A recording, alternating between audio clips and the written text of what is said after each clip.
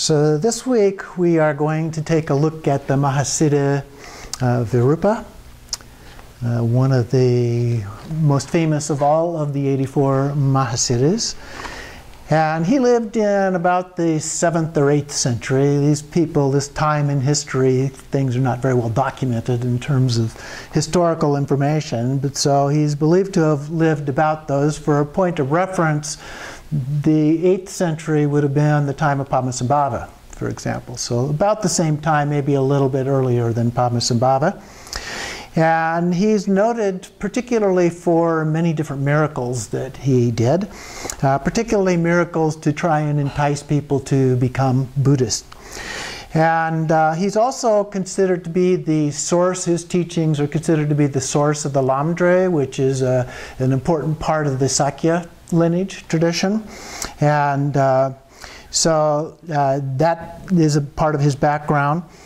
So I'm going to just go through a little bit of some of the things about him, the stories about him here. He was called the Dakini master, born in Bengal, so that would be the northern eastern part of India. And then as a young child, he went into the monastic academy and devoted his life to study and meditation. Now, in some stories, he did that for a while, built a large temple there, and then also went to Nalanda, where he was the abbot of Nalanda University for a period of time. Then, at some point along in there, he received the initiation and empowerment of the Dakini Vajravarahi. Some sources say Chakrasamvara, because Vajravarahi is the consort of Chakrasamvara, so there is a relationship between the two. Other sources say Havajra. So there's some differences in the stories here. It's not surprising for this point in time. And then he recited her mantra twice 10 million times, so 20 million times, for 12 long years. But nothing happened. He just didn't seem to be getting anywhere with his practice. Not once did he have so much as a dream to indicate that he was actually making progress. So he became disgusted with himself. And apparently at one point in time, he threw his mala into the latrine. I've had it. That's enough of this stuff. Well, at the evening worship, he didn't have his prayer beads with him. And suddenly Vajravarahi herself appeared in front of him, handed him an exquisitely carved mala. So here, you need this, okay? And said, "Child of happiness, why are you so troubled? Keep up your practice, for you are blessed by me. If you would see clearly that things are neither this nor that, you must let go of your wandering critical thoughts. Strip your mind of illusion." So deeply inspired, he renewed his practice and then went on for another 12 years. 12 years is a real common number of years in the stories of the Mahasiddhas. So if you haven't done this for at least 12 years, you've got a ways to go. So gaining the supreme realization of Mahamudra after that time, so the second 12 years. As he had attained power over the duality of life and death, he saw no contradiction in eating meat or drinking alcohol, although it was against the rules of his order. Now remember, he's still in the monastic order at this point. So one day he asked his servants for pigeon pie, whereupon they caught a few of the pigeons that roosted in the eaves of the monastery and wrung their necks and prepared them for the table. An elderly monk noticed this and ran to the great hall to ring the bell for everyone to assemble. And so the abbot ordered a search, and they came to Virupa, sitting down with a happy anticipation of his meal of pigeon and wine. Outraged, the monk stripped him of his office and ordered him to leave the monastery. So they weren't too happy with his behavior. And so he agreed to leave the monastery, and he packed up his things and was ready to leave and was walking out, and the gatekeeper said, "Where are you going?" He says, "I am told I no longer belong here. I shall follow whatever path is provided for me." And so there was a lake just outside of the monastery, a lotus-filled lake.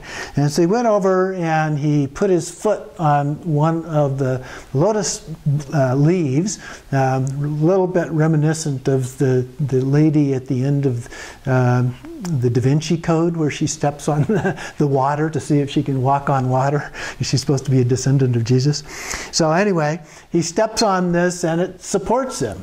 And so he decides, well, maybe I can do more of this. And so he walks across the lake on the leaves of the lotus lodi. I'm not sure what the proper word is there. So he trods from leaf to the other shore. And the monks who were standing there saw him doing this and felt great remorse. So they prostrated themselves and begged him to return. Please explain to us why you killed our pigeons, they implored. And he said, it was simply an illusion.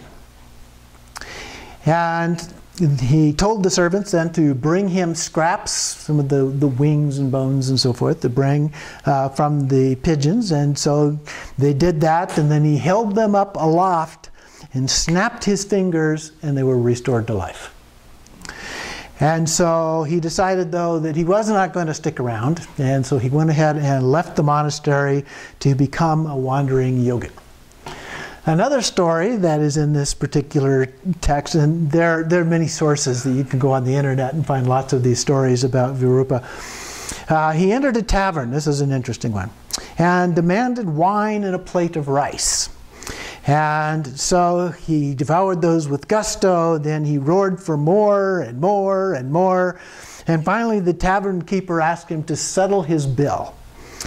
And so he offered the sun in the sky. Here's my offering to pay my bill, the sun in the sky, and took his purba from his robes and thrust the dagger exactly halfway between the light and the darkness, the shadow.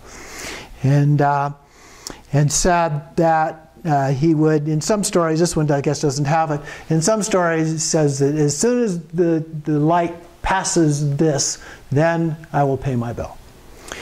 But the sun stayed in the same place for the next 2.5 days, and so they were plagued with daylight, continuous daylight, and unremitting heat.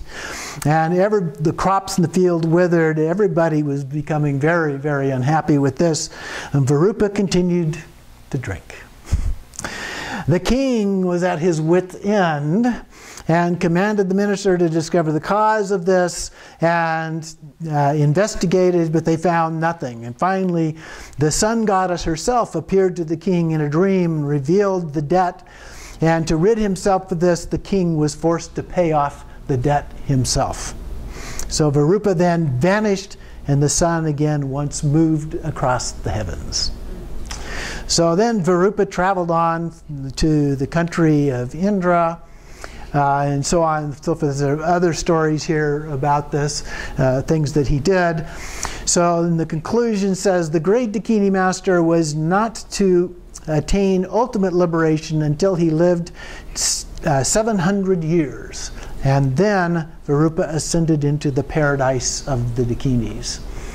So these are the types of stories that we have about the great Mahasiddhas, and some of the things that they did a little bit out of the ordinary, kind of breaking the rules and going against the grain, so to speak. So I hope you enjoy these stories. We'll continue on with a few of these other stories. But they're meant to be inspirational to us in terms of doing things like sticking with it, patience that it requires to achieve enlightenment. It does take a great deal of time. He was a monk for a considerable period of time. He started when he was 7 years old. So he had been doing this for a long time before this 12 years and then the next 12 years. So don't expect it to happen just overnight.